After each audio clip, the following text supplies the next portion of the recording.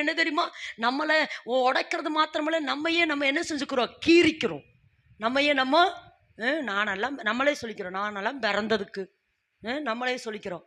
நானெல்லாம் பிறந்ததுக்கு பேசாமல் இந்த பூமியில் பிறக்காமல் இருந்திருக்கலாம், நம்மெல்லாம் பிறந்ததுக்கு அப்படின்னு நமக்கு நாம் லேகியனை போல என்ன செய்கிறோம்? நம்மளையே திட்டிக்கிறோம், நம்மளையே கடிந்து கொள்கிறோம், நம்மளையே இல்லைம்மா நான் தேவனுடைய ஆலயம் ஆமென் என்று சொல்லாமா. நிறைய நேரம் நம்மளே சாபம் விட்டுக்கிறோம். இன்னைக்கு நிறையா நான் ஒரு சிலர் வீடுகளில் ஜபிக்கிற பொழுது கர்த்தர் சொல்லுவார், அதாவது தேவன் ஒருபோது நம்மளை சாபத்துக்கு உள்ளாக்க மாட்டார். அப்படியே இருந்தாலும் அது தேவ கோபமான சாபமாகும். ஒருவேளை மனிதர்களுடைய சாபம், சாத்தானுடைய சாபங்களை கூட நீக்கலாம். ஆனா நமக்கு நாமே போடுகிற சாபம் இருக்கு பாருங்க.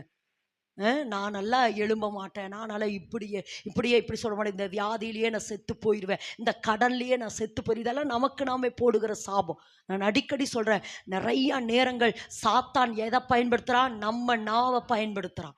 எதை பயன்படுத்துகிறான்? நம்ம நாவை பயன்படுத்தி நம்மையவே அவன் சபிக்க வைக்கிறான். நம்ம நாவை. ஏன்னா தேவனால் ஆசீர்வதிக்கப்பட்ட சந்ததி நம்ம, தேவனால விலையேற பெற்ற சந்ததி நம்ம. ஆனால் நம்ம நாவை பயன்படுத்தி ஒன்று நம்மை சபிக்க வைக்கிறா, இல்லது நம்ம வாயை கொண்டு நம்ம கணவனை சபிக்க வைக்கிறா, நம்ம வாயை கொண்டு நம்ம மனைவியை சபிக்க வைக்கிறா, நம்ம வாயை கொண்டு பிள்ளைகளை என்ன செய்கிறா? சபிக்க வைக்கிற. எரும மாடு பண்ணி அப்படி இப்படினாலே திட்டுறமே. எதுக்கு தெரியுமா? நாளைக்கு அதே மாதிரி எரும மாடா பண்ணியா பிள்ளைய திரியும். ரொம்ப சிரிக்கிறீங்க பாருங்க. இயேசுவின் நாமத்தில் சொல்லுமா, இயேசுவின் நாமத்தில் என் நாவு. ஏன்னா இப்போ ரொம்ப வேறு ஜெபிக்கிறேன், நாவு அக்கினினா. ஆமாம் போட்டா, ஆமாம் ரேமியாட்ட சொல்கிறாரு, உன் ஜனங்களை விறகு, ஆமாம் உன்னை என்னவாக்குவேன்?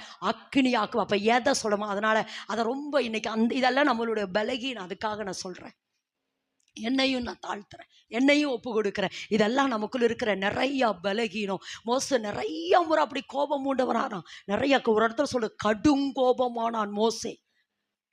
எப்படி மாட்டான்? ஆனால் மோசே இப்படி கோபமானவன். ஆனால் தேவன் மோசை குறித்து சாட்சி கொடுப்பார். என்னவாமா? மிகுந்த சாந்தம்.